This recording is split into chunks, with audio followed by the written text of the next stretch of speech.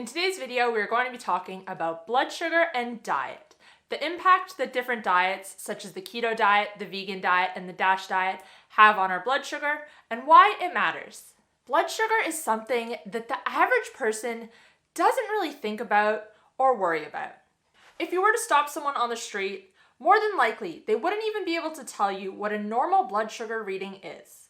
It is not until you have received a diagnosis of prediabetes or type 2 diabetes that you start to understand the significance. But I think that we should be thinking about blood sugar before it becomes a problem. Blood sugar isn't something that only diabetics have to worry about. It impacts our health in so many different ways. Short-term, stable blood sugar means you have consistent energy, you have less cravings, and you can think clearer. And long-term, it can help you to prevent insulin resistance and type 2 diabetes. It can also reduce your risk of heart disease and other diseases as well. Understanding blood sugar does not mean you have to track it religiously or be hyper-fixated on what you eat. But having a general understanding of how your diet impacts your blood sugar will set you up for a long, healthy life. So in today's video, we're going to talk about how different diets impact your blood sugar. We're going to talk about what glycemic variability is, and then some strategies to keep your blood sugar healthy.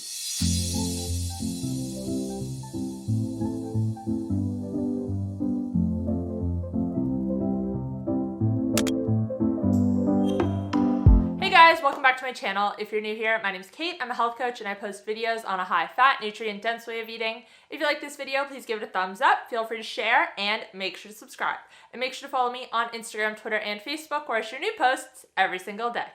We're going to start off today talking about what blood sugar is and the importance of it. Then we will get into glycemic variability, and we'll finish off with some strategies about how to keep your blood sugar healthy. What is blood sugar? Blood sugar, also known as blood glucose, is the concentration of sugar in your blood. At any point in time, your body requires roughly 4 grams of sugar to be circulating your blood. However, when we eat certain foods, they are broken down into glucose and enter the bloodstream, and this causes your blood sugar to rise. In response to this rise in blood sugar, your pancreas releases insulin, which shuttles the sugar out of your blood and to your cells to be used for energy. And as the excess sugar is taken out of your blood sugar levels return back to baseline. Your body always wants to maintain homeostasis and keep your blood sugar levels at baseline. When your blood sugar is too high, this can lead to problems, and same goes for when it is too low. Right in the middle, at about 4 grams, is the sweet spot. Measuring your blood sugar is easy and inexpensive. All you require is a blood sugar meter, which you can buy from pharmacies or online from companies such as Keto Mojo. You prick your finger with a small needle to draw blood and put the blood on a sensor strip, and within a couple of seconds, you'll have a current reading of the amount of sugar in your blood. Glycemic variability. Glycemic variability refers to the changes in your blood sugar levels that happen over a period of time. Someone with high glycemic variability will see a wide variance in their blood sugar levels throughout the day. There will be large swings in their blood sugar after eating, for example. And someone with low glycemic variability will have little variance in their blood sugar throughout the day. Their line will more or less be flat. Now here's the thing. The body is very resilient and it can handle large influxes of blood sugar when they occur. However, if you are having large spikes and dips in your blood sugar multiple times throughout the day, day after day, this is when it can lead to problems. If this is happening for an extended period of time, your cells will become less sensitive to insulin. And remember that insulin is the hormone that takes excess sugar out of your bloodstream and brings it to your cells. So when your cells start resisting insulin, they're not taking in blood sugar like they should. Your muscle cells are the first to become resistant to insulin, meaning that excess glucose is now more likely to be stored as fat. This is not a side effect that a lot of people are thrilled about. And on top of that, it will eventually lead to high fasting blood sugar and a type 2 diabetes diagnosis. Even worse, it can also manifest as other diseases as well, such as PCOS and heart disease. There is a lot of evidence that people with high glycemic variability are at a greater risk of hypoglycemia, which is when your blood sugar drops too low. I did a whole video last week on hypoglycemia, so if that is something that you suffer from, you can check out this video afterwards.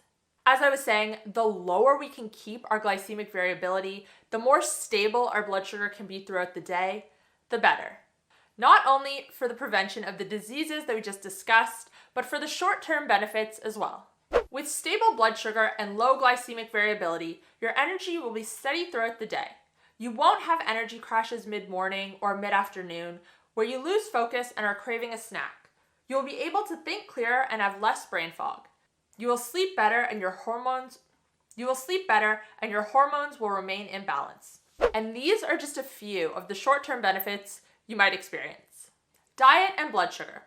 There are several factors that can impact our blood sugar levels. For example, stress and high-intensity exercise can increase blood sugar. The body needs more energy in these situations and creates glucose internally, raising your blood sugar. And on the flip side, certain medications and low-intensity exercise can decrease blood sugar. But by far, the number one variable that impacts our blood sugar is the food we eat. Some raise our blood sugar significantly, and others have little impact or none at all. The foods that raise our blood sugar the most are foods that are rich in refined sugar, such as candy, fruit juice, pop, and jam. And also foods rich in refined carbohydrates, such as cereal, bread, pasta, and granola bars. These are two of the worst offenders, and it doesn't matter whether the sugar is white, table sugar, or whether it's natural sugar, such as maple syrup. Both will have a significant impact on blood sugar. And even eating whole foods that are high in sugar and carbs, such as bananas and apples, can have a significant impact as well.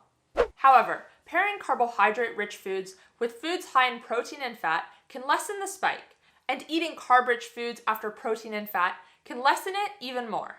One study done on type 2 diabetics had participants eat the same meal 3 days in a row. On the first day, they ate the carbohydrate portion of the meal first, and then 10 minutes later, ate the protein and vegetable portion. On the second day, they ate the protein and vegetables first, waited 10 minutes, and then ate the carbs. And on the final day, they ate everything together. Blood sugar and insulin levels were tested before eating and after eating, every 30 minutes for the following 3 hours. Blood sugar and insulin levels were significantly lower after the meal when the carb portion was eaten last. So, taking into consideration macronutrient pairings and not eating naked carbs, as they are sometimes referred to, can help to improve your glycemic variability. But what about when we consume foods rich in fat and protein on their own? The spike in blood sugar is very minimal or even non-existent. This is because that unlike carbohydrates, fat and protein are not broken down by the body into glucose, but rather into fatty acids and amino acids, which our body deals with differently. So obviously, with no blood sugar spikes, your glycemic variability is going to be very low, and you won't have those spikes and crashes in energy as well. This is why people who eat a low-carb ketogenic diet report experiencing consistent energy throughout the day and little to no cravings. Eating foods rich in fiber is another factor that can help improve glycemic variability. For example, eating fruit in its whole form will have a much less significant impact on blood sugar as compared to drinking just the juice of the same fruit. By looking at the macronutrient breakdown of different diets, we can get a pretty good sense of the impact they will have on glycemic variability. So let's take a look at some popular diets. The standard American diet. Before we dive into it, I just want to make one thing crystal clear. The word diet often has a negative connotation. We associate it with crash diets, but in reality, it is just a word used to categorize the way we are eating. The standard American diet, for example, is not a diet that anyone goes out of their way to follow. It is simply just the way that most Americans and Westerners worldwide eat. Over half of the calories someone eating this way consumes are carbohydrates. About a third come from fat, and less than a quarter from protein. This way of eating is based on convenience. Takeaway and foods that take little or no time to prepare. And the vast majority of foods that fit this criteria are extremely high in carbs and low in protein and fat. Think cereal, toast, fruit juice, pasta, cookies, granola bars, chips. Even something like a sandwich is primarily carbohydrates, with a small amount of protein and fat. Adding protein and fat, as we spoke about earlier, will help to lower the impact this has on glycemic variability, But when we zoom out and look at what the average American is eating in a day, most of it is isolated carbohydrates. Oatmeal and juice for breakfast, a sandwich or pizza for lunch, a granola bar for a snack, pasta for dinner. Diana Rogers, a registered dietitian in the US, has an excellent blog post on her website. It is called More Protein, Better Protein, and she makes the case that the average person is not consuming enough protein and that the RDA is set too low. Most people are eating less protein than what they need, and the heavy emphasis on carbohydrates in the standard American diet shows this. Someone eating the standard American diet would have high glycemic variability, with their blood sugar spiking and dipping multiple times throughout the day. And this would put them at an increased risk of insulin resistance, type 2 diabetes, heart disease, PCOS, and all the other diseases we spoke about earlier. And isn't this not a direct reflection of the current state of our health, where almost 500 million people worldwide were reported to have diabetes in 2019? But anyways, I don't think it comes as a surprise to anyone that the standard American diet is trash. So let's go on to the next diet, the DASH diet. The acronym DASH stands for Dietary Approach to Stop Hypertension. This way of eating is meant for someone who has high blood pressure. This diet is often recommended to those with heart disease and diabetes, as they tend to go hand in hand with hypertension. But here's the thing. Looking to lower blood pressure without addressing the root cause is missing the point. Studies have shown that the majority of people with type 2 diabetes have high blood pressure, and that when they improve their insulin sensitivity and reverse their diabetes, their blood pressure returns to normal. At the root of high blood pressure is insulin resistance, and we spoke about earlier how insulin resistance is the result of high glycemic variability. But anyways, let's look at the macronutrient breakdown of the DASH diet. Believe it or not, the DASH diet is even higher in carbs than the standard American diet. It is even lower in fat and has a slightly higher protein recommendation. So, like the SAD diet, this diet is going to cause high glycemic variability and therefore not even be very effective for its intended purpose, lowering blood pressure, the vegan diet. So now let's talk about everyone's favorite, the vegan diet. While the vegan diet does not necessarily have set macronutrient ratios, it is almost always high in carbs. It is extremely difficult to get protein and fat on a vegan diet without an abundance of carbohydrates. For example, beans and legumes are a popular source of protein on vegan diets. But when we look at something like lentils, we see that to get 18 grams of protein, you are also getting 40 grams of carbohydrates. And the same goes for fat. Avocados are a popular fat source, but 29 grams of fat still comes with 17 grams of carbohydrates. There are exceptions to this rule, such as the case with tofu, which provides an okay amount of protein along with very little carbs. But the protein quality of tofu and plant protein in general is questionable. And I don't know of anyone who is solely relying on tofu on a vegan diet as their main source of protein. So as you can see, the vegan diet is high in carbohydrates and low in protein and fat. Not ideal for glycemic variability. I will say that the high amounts of fiber will help a bit, but it's not going to be enough. The total carbohydrate amount is simply too high, and this is going to have a significant impact on blood sugar. And I actually tested this firsthand a couple of years ago. I wore a continuous glucose monitor and I ate a vegan diet meal plan that was laid out by PETA.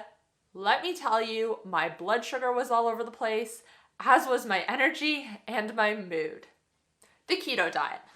And the last diet we're going to talk about today is the keto diet. Now, anyone who is already subscribed to my channel will know that I am a fan of the keto diet. And you might think that that makes me biased in my opinion here, but that is completely backwards. I promote keto diets because they work. Keto diets are extremely effective for reducing glycemic variability, and not just that, but also for preventing and reversing insulin resistance and type 2 diabetes. I have another video on my channel where I look at low carb diets and low fat diets and their effectiveness for treating type 2 diabetes, and spoiler alert, the evidence heavily leans one way. Anyways, the point is that the keto diet will lead to very low glycemic variability. And this is one of the main reasons why people feel so amazing eating a keto diet. Stable blood sugar means stable energy, stable mood, and fewer cravings. These all tie in with glycemic variability. Anyways, guys, that's all I have for you today. Let me know in the comment section down below if you measure and track your blood sugar and the connection you have made with certain foods. Commenting on my videos and also, of course, liking and subscribing really helps to support my channel. It shows YouTube that you enjoyed the video and then it promotes it to more people. So thank you if you do any or all of those actions. If you did enjoy this video, you might also like my video where I look at studies done comparing low-fat and low-carb diets and their effectiveness for type 2 diabetes. You can check it out right here. If you want to catch up on my most recent upload, you can find it here. And if you want to check out my keto diet and carnivore diet coaching programs, click here. Thanks again, guys. I'll see you next time. Bye.